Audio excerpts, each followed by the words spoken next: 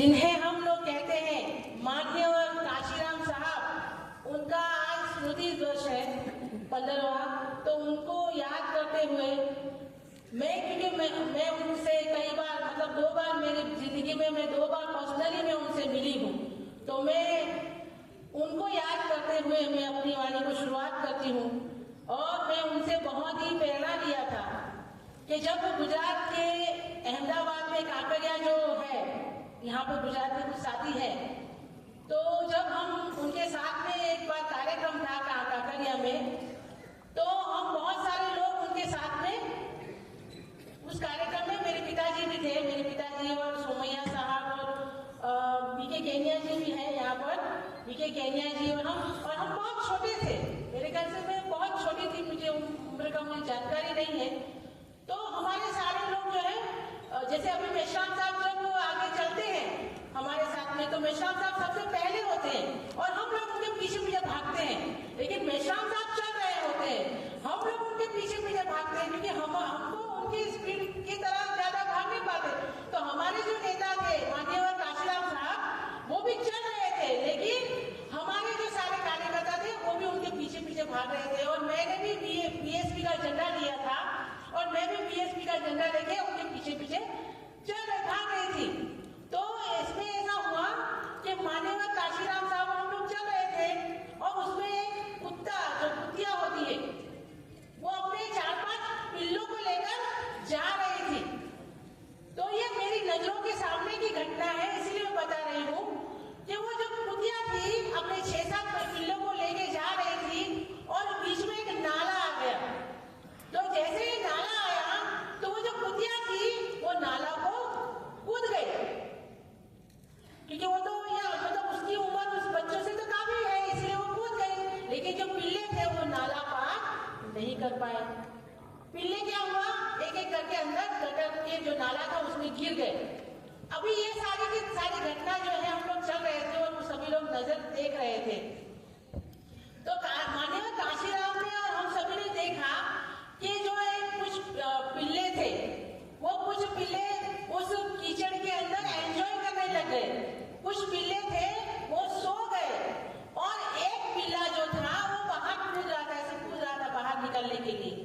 तो माननीय काशीराम साहब ने क्या किया, उस पिल्ले को जो बाहर निकलने की कोशिश कर रहा था उसको हाथ सिर्फ दिया।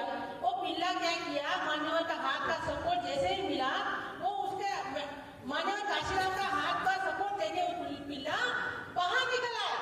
तो हमारे जो साथी थे वो सभी साथी आपस में बातें करने लगे, अरे माननीय आप इतने बड़े महान व्यक्ति हैं और आप कैसे हैं, सिर्फ आपने एक ही पिल्ले को बाहर निकाला, बाकी को आपने छोड़ दिया। तो माननीय काशीराम साहब ने कहा कि आप लोगों ने जो देखा और मैंने जो देखा उनमें बहुत अंतर है।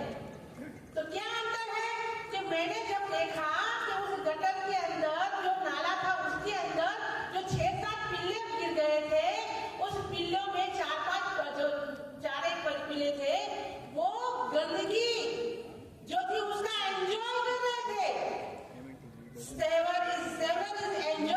स्लेवरी, गुलाम अपनी गुलामी का एंजॉय कर रहे थे। कुछ थे वो सो गए तुरंत ही, क्योंकि उसको मालूम कि ठंडक है, अच्छा है, सो गए।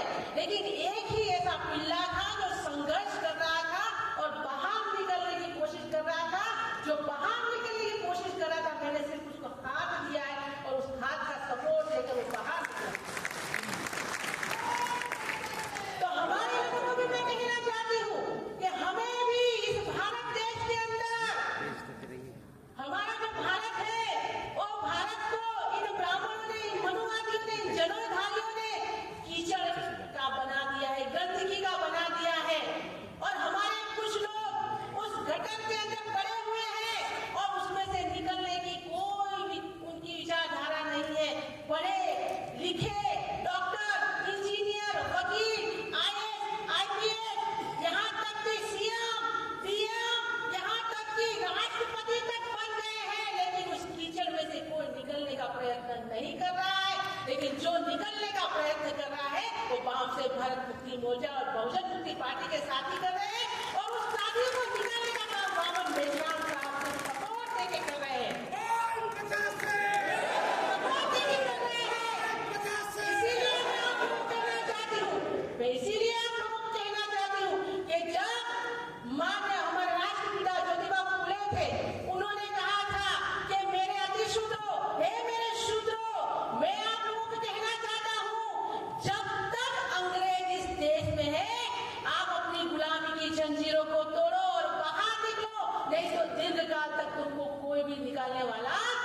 नहीं है तो मैं भी आप लोगों को कहना चाहती हूँ, जब तक भारत देश के अंदर, जब तक मोहम्मद मेश्राम साहब और परवेज मुख्तार जैसे लीडर जिंदा है, हमें भी अपनी गुलामी से आजादी ले लेनी चाहिए, नहीं तो दीर्घकाल तक हमको भी कोई आजाद करने वाला नहीं है।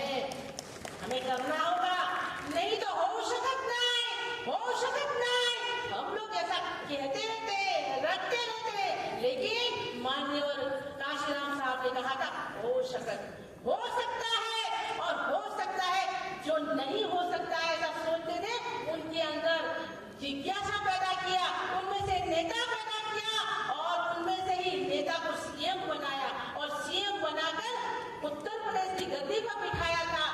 आज वो भले वो दुश्मनों के साथ में बैठकर आज ब्राह्मणवादी समाज पार्टी बनाकर बैठ गए हैं, लेकिन मैं आप सभी को कहना चाहती हूँ, हमें माननीय मोहम्मद मेश्राम साहब के नेतृत्व में और परवेज प्रताप सर के नेतृत्व में हमें भी अपनी आशाओं को बनाना होगा। और साथियों, ये बहुजन मुक्ति पार्टी का राष्ट्रीय अधिवेशन है, लेकिन जिस संख्या के साथ में आप सभी लोग आए हो, आप लोग मैं तो निराश हूँ, मैं खुश नहीं हूँ, मैं निराश हूँ। जिस तरह से क्राउड होना चाहिए था, यहाँ पर सारे के सारे नेता है, अगर एक नेता अपने साथ 100 लोग आए होते तो ये स्टेडियम का नजारा कुछ और होता। अरे साथियों, आप अपने घर से ही कुछ लोगों को नहीं लाते हो, तो आप अपने वोट स्थल के अंदर, आप अपने बूथ के ऊपर लोगों को कैसे लेके जाओगे, कैसे नेता बनाओगे, कैसे शासन करती जमात बनाओगे? अरे भाइयों तथा बहनों, यहाँ महिलाओं की भी संख्या बहुत उंगलियों में गिनती करने के, मैं खुद एक महिला हूँ, मुझे भी बहुत दुख होता है कि जब से हमको मालूम पड़ा है, मैं फोन कर करके थक गई हूँ लोगों को। मैं सिर्फ ये 2 दिन से फोन करना बंद किया, सिर्फ ये 2 दिन से मैंने फोन करना बंद किया। भाई कितने लोग आ रहे हो, क्या कर रहे हो, कितना फंड हुआ, हम लोग बोल के थक गए हैं। लेकिन आप लोग जितने भी आए हो, आप लोगों ने जितना भी प्रयत्न किया है, अगर शासन करती जमात बनना चाहते हो तो इन नजारों को आपको चेंज करना होगा। और आप लोगों ने मुझे जो शांतिपूर्ण सुना, उसके लिए धन्यवाद। जय भीम।